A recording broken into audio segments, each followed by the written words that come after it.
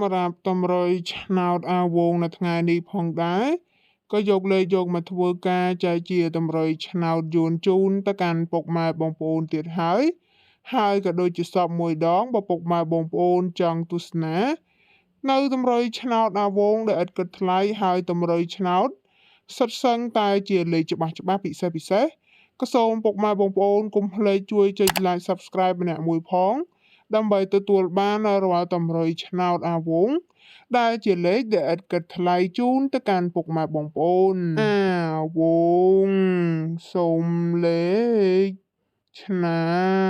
ត41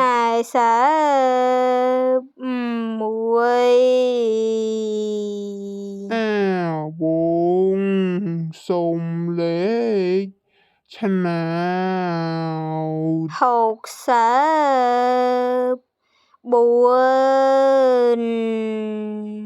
អា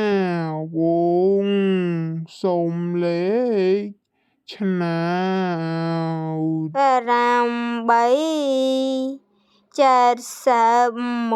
គុណអាវងសូមលេខឆ្នោតអាចសួរម្ដងទៀត